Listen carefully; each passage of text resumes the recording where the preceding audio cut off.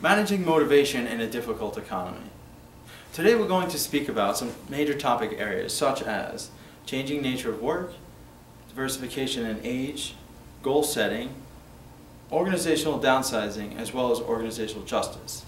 Additionally, we'll be addressing areas such as speaking about, discussing, and reviewing the programs presented by Mr. Clausen, which have shown to improve employee motivation and set goals for the employees within Morgan Mose. The changing nature of the workforce and the economy has had an effect on how we manage employees. In this declining economy, managers need to be effective and use their leadership roles in order to initiate projects that can improve their performance. Additionally, managers need to act as disturbance handlers in order to provide the difference between good and bad management. The difference between bad and good management can be ultimately the difference between survival and failure at Morgan Mose. So we need to first understand what led us down the path to bad management. And this would be some of the things that we see in our employees, such as anger, insecurity, poor attitudes, as well as disaffection within the company. They've led to angry blogs within the company. They're mostly associated around the fact that we had poor communication within the company. The lack of advance notice and poor communication has led to the situation that we're currently in. In order to overcome these issues, we need to effectively employ strategies for downsizing.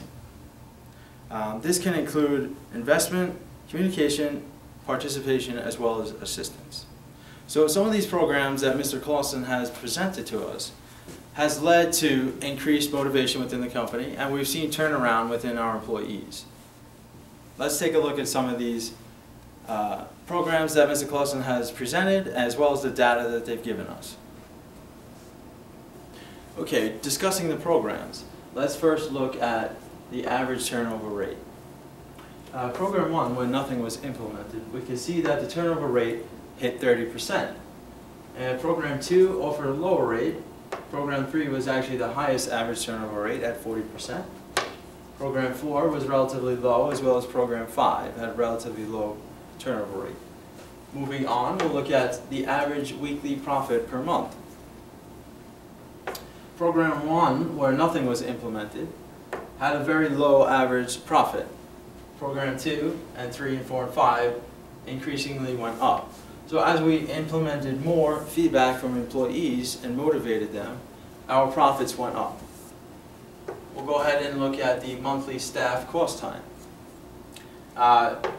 Obviously, since nothing was implemented in Program 1, there was no cost associated with this program. Number 2 and 3 were relatively low. Number 4 and 5, well, 4 presented with the highest cost, and 5 was also relatively low.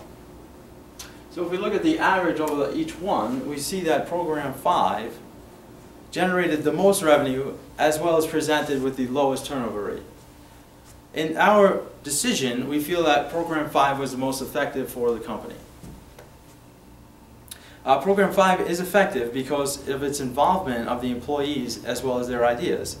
Without putting added pressure on the employees, we can increase their performance.